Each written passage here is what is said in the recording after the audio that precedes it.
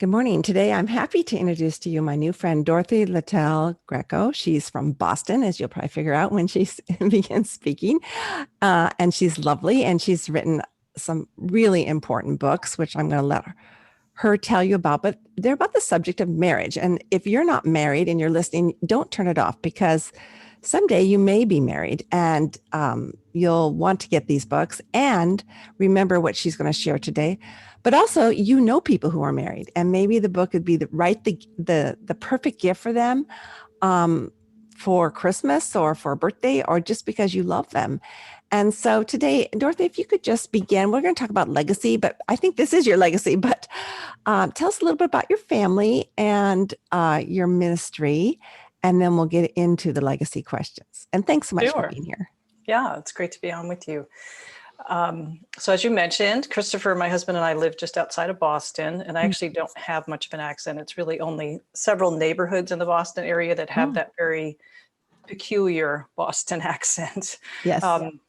Christopher and I have been married for, it'll be 30 years in just a couple months. We have three sons, 27, 25, and 21. Our youngest has been in and out of the house this past year with COVID, but he is in his third year of college, and the older two boys are already married and working. So they're out on their own at this point. And Christopher and I have pretty much since we've been married, been involved in marriage ministry, relational ministry. We've done long-term healing and discipleship programs through our local church. We've done premarital classes, marriage classes, pretty much you name it, and we've done it during our 30 years of marriage together. What I'm curious, because my husband and I got married late, and so we thought we were really mature. I remember thinking we only had one premarital class, which was a mistake, but that's just the way it worked. And I thought to myself, and probably even discussed it with Mark, we have so much to share with the world because we're so mature. And then we got married, and I realized, oh my gosh, I need help. So what drew you both? I mean, you both, it sounds like you're both doing this together to do this kind of particular ministry that is so desperately needed. I would say that it's because we needed it. You needed it yourself. Right. We minister often. We minister out of a place of our weakness, because that's where God's strength most shows up. We had a very rocky first relationship. We were engaged for about a year. Christopher broke off the relationship. We didn't talk to each other for 2 full years. Wow. And then one day he was at work while he was typing something up and just felt this little Holy Spirit moment of, maybe you made a mistake. Wow. And that was the first time that he had given himself permission to think, oh, maybe it wasn't her fault. So he reached out to me, and we had a long conversation, and it was clear from that very first time that we reconnected, that we had both grown a great deal during that time period. And within 6 months, within 8 months from that first conversation, we were married, much to the concern of some of my friends. I can imagine. Wow, we have a similar story, but we weren't engaged first. But he proposed, and then I said no, and I didn't talk to him for 3 years. Wow. So during that time, then, did you think I'll never see him again after he broke up with you? Well, it was hard because in the Boston area, we have a rather small Christian community. It's not like the South or probably places in California where there's, churches of thousands of people. So we had all the same relational networks, which made it very awkward. Actually, a month after he broke up with me, 2 of our best friends got married, and he was singing in the wedding, and I was taking photographs in the wedding. Oh dear. So yeah, talk about awkward. So we did occasionally run into each other, but we really, kept our distance. I did not think that there was any hope for us to get back together again. I wasn't holding on to any promises that the Lord had given me. I did feel like the Lord really challenged me to completely and thoroughly forgive Christopher. And because I had gone through that deep spiritual work, that opened me up to the possibility of reconnecting with him. Wow. It's like the Lord knew what you needed before you could say yes the second time. Yes, that's true. Wow. Okay, you alluded to a rough first beginning, but was that after you were married as well? I think that because we are both really strong-willed people, Ah, neither of us is easygoing, life of the party kind of person. We're both rather dogmatic at times. We're very strongly opinionated, and we're not really afraid to speak out the things that we think and feel, which, yes, meant that we had quite a bit of conflict during the first, I would actually say the first 10 years of our marriage. And then at year 10, we had kind of an explosion where it just became clear to both of us that if we didn't really do some hard work and change, that our marriage might not make it. And did it you, was during, go excuse me, ahead. did you feel in the first 10 years that you were just sort of trying to make your way be the right way? Do you hear what I'm saying? Yes, I don't know if it's so much that as feeling that we were not as flexible as we needed to be. I think that that's really the case. We both had very specific expectations about what the other person should or shouldn't be like, how they should practice their faith. I'm very, though I'm an introvert, I really, really like praying with people. Christopher, interestingly, is super extroverted, but his preference for praying is going on long walks and just being by himself. So right there, we came into the marriage, his expectation was, I'm going to have these wonderful times with the Lord off by myself. And my expectation was, we're going to have these really deeply meaningful times praying together like every day. So that's just one example of something that we both had strong expectations for. And then we didn't die to those expectations. We kept holding on to them and pushing for them in a way that was really unhelpful. Don't you feel like the word expectation needs to be examined maybe more than anything else in premarital counseling? Because I assumed that I would be treated the same way as a married person as I was as a fiance. And I had lots of assumptions because we really don't know the person until we live with the person. That's correct. And everything from how the toilet paper goes on the roll to where you leave your shoes when you come in the door to how much one of our early conflicts, he comes from a large Italian Catholic family. And when they entertained, they all lived, his mom was one of 8 children. And when they made Sunday dinner, they made enough dinner for 20 people because no one knew who might stop by opportunistically at mealtime. And if you didn't have enough food, that was a really shameful thing. Right. So early on in our marriage, when we entertained people, I would make enough food and he would feel like, why aren't you making enough food? People are going to be hungry. And then it's going to seem like we're not good hosts. Oh, And we just went like round and around with that for several years before we realized, like, wait a minute, what is happening here? And why are we having the same fight over and over again? When we could sort of deconstruct it and say, oh, so your feeling is to be a good host means this. And my feeling is to be a good host means this. And they just were at cross purposes. How can you help someone who maybe is in that swirl of things are just not connecting? What would be a good question even that they could ask themselves and one that they could ask their spouse? Yeah, I think really coming to a stop if you're in the middle of a conflict, really just stopping, hitting the pause button and saying, what is it that we're really having a conflict about? Because sometimes it's about things on the surface, as an example that I just gave you, when it's really something much deeper. So slowing conflicts down so that we can try to, pull them apart, parse them apart. Looking at places where you have a repeated conflict, like the same conflict again and again, and then realizing this is probably about something other than what we're fighting about. So how can we discern what it is? Having humility, being able to say, I'm probably not listening to you or getting your story or your opinion correct. So let's try to make sure that we at least understand each other and understand what's important in this situation. So those are just a couple ideas. Did you have to catch yourself saying, well, you're not being very humble, otherwise you'd be listening better? I think that we're both self-reflective to a fault. I think that we can tend to take on more responsibility than we need to, which is its own, set of problems. Issue. So, yeah. I don't know if you want to answer this, but did you seek out professional counseling? Yes, we did. During that year 10, we both saw professional counseling, and we have at various times in the course of our marriage. We're both very much firm believers that sometimes we really just need somebody who's a professional to give us the objectivity that we might be lacking, or to help us process through something. And our encouragement to couples is, don't wait until you're stuck. Like when you begin to approach stuck, when you can see the wheels spinning, that's the time to go, as opposed to waiting until you're really entrenched, and because it often takes longer then. Mm-hmm. Well, you've given some really great examples. Tell us a little bit about both books and who they're meant for. I don't want this, I know this is not a podcast to advertise or market, but I think this is such an important topic that I want you to tell me maybe the main point for each one and why you wrote each one. Well, you already told us Sure. why, but Yeah. The first one is called Making Marriage Beautiful: Lifelong Love, Joy, and Intimacy Start With You. And that one really came out of a series of really difficult things that Christopher and I went through. I don't really talk about them in that book because it felt too fresh. I sure. do start the second book, Marriage in the Middle, sort of detailing some of the things that happened.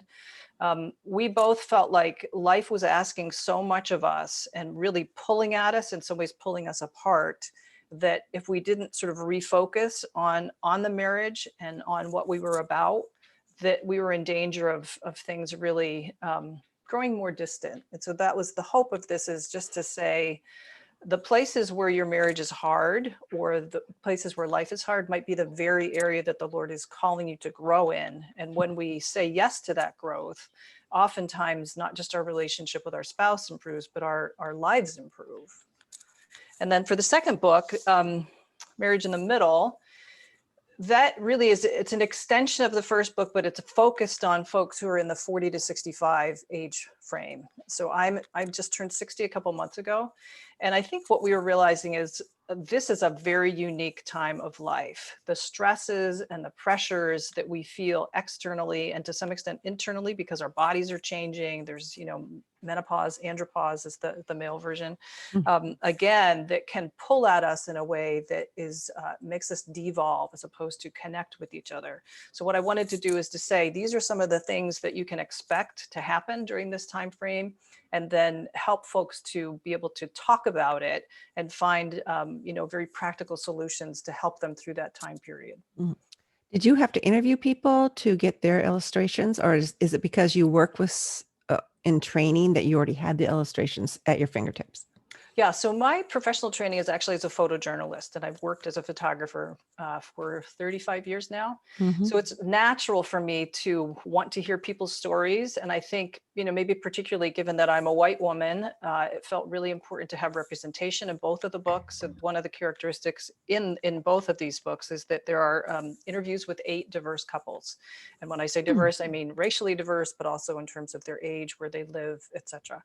And I think that having them speak honestly about some of the things that they've gone through makes the book richer and fuller, and helps people who are not, maybe don't share so many of my experiences, to be able to connect with the book. If someone is listening today and they are already stuck, what wisdom could you give them? Don't give up. The first piece of wisdom is don't give up.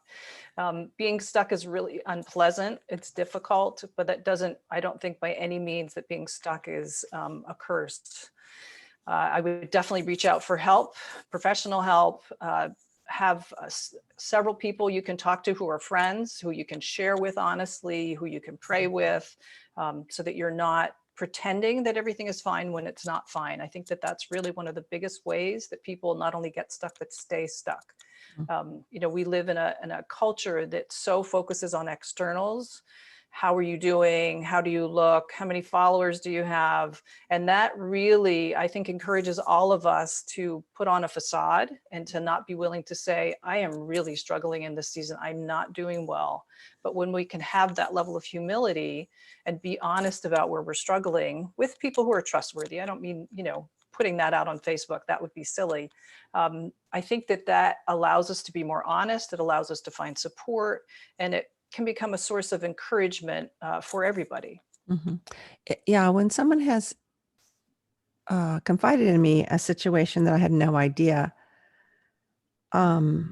it makes me love them more because we Yes, all struggle. And so right. if we would realize that we seem to have, we can err on both sides where we air our a different air. We air our dirty laundry and people become very uncomfortable and they don't want to be Mhm, around you anymore mhm. because you're bad mouthing your husband or you're saying too many private things about yourself. Or we just keep it all closed up because we're too embarrassed, or Right. we think actually I think we put our shoulds on ourselves to the extent where we don't even get the help that we need. Do you find that to be the case? Yeah, absolutely. Mhm. I can't even tell you how many times, we'll engage. We do some couples. I can't really call it counseling because we're not trained therapists, but pastoral care, coaching. And one of the questions we will often ask is, why did you wait so long to ask for help? They've been in that space for a long time, and whether it's just that they have lost hope, or they're overwhelmed. Certainly the past 10 months have been a season when many people are just so overwhelmed with life, what life is asking of them, that they feel like, I don't have the bandwidth to think about my marriage right now. And, Mhm. fair enough. But when we refuse to ask for help and invite others in, I think that we're perpetuating the problems. Mhm. Um, I had a question, I lost it. So let's go to legacy. As you know, this is making your life count, and you are making your life count, you and Christopher. So, did you come across any challenges to pass? Let me go back up. Maybe you didn't want to just say that marriage book writing or photojournalism is your legacy. Tell us what your legacy is that you're working on right now, and then I'll ask the next question. Sure. I think that legacy is a really, really good question for us to be asking of ourselves, maybe particularly in midlife. Amen. And in part because if we don't have goals, or if we've lost sight of the goals, there's still plenty of time to course correct, right? It's not like, oh, I've missed my opportunity because I'm 65 or 70 now. So I'll talk about legacy in the context of family first. And one of the things that's really important to me is that I want our 3 adult sons, and as I mentioned, 2 of them are already married, to believe that having a vibrant, dynamic, mutually fulfilling marriage is possible. I don't want them to believe the myth that half of the marriages end in divorce. And Hmm. divorce rate is not 50%, and it has never been 50%. So that's one of those urban myths that gets perpetuated. It's not. It is not, and it never has been. Oh, No. I thought you were going to say it's 70%. No, it's much less. And it's Wow. much, much less if both husband and wife are actively engaged in their faith. Then it actually drops down to about 10 to 15%. So I it's think it's so huge difference. discouraging for people nowadays. For young people to Yes, say, well, why bother getting married? My parents divorced, their parents divorced. right. Um, is there even any hope? Should we just live together and then I'll find the next person to live with? Because it's easier to get Actually, out of a relationship yeah. without the piece of paper. Hmm. Yeah. Yeah. Yeah. So Christopher and I want our marriage to embody a strong, healthy marriage so that our kids see that. We also want them to have enough evidence through us and through how we live our lives to believe that God is real and that having a relationship with Him changes everything, hopefully for the better. Hmm. And then I think that we personify this, is that we want them to live missionally, to serve others and to leave the world in a better place. And then zooming out, I think that Christopher and I both want to reveal the kingdom of God to as many people as possible. I've been reading since COVID, I've really just been reading the New Testament over and over and over again. And last night I was reading in James, and this one passage just always is both so convicting and so inspiring to me. It's from James 2. What good is it, dear brothers and sisters, if you say you have faith, but don't show it by your actions? Can that Hmm. kind of faith save anyone? Suppose you see a brother or sister who has no food or clothing, and you say, goodbye, have a good day, stay warm, eat well, but then you don't give that person any food or clothing. What good does that do? Hmm. So to me, that just feels like, a wake up call should be every single day for me to be thinking about, what have I done? Have I helped the person who needs help? And believing that our relationship with Jesus should compel us to that kind of lifestyle. Do you ever feel overwhelmed by all the needs of the world? How do you pick your deed of the day to fulfill that beautiful James passage? Yeah, I think for us, it's really just saying, well, this is where the Lord has placed us. These are the people around us He has placed us with, and just being present to what's happening around us. Um, so up until COVID hit, we both volunteer in a local prison.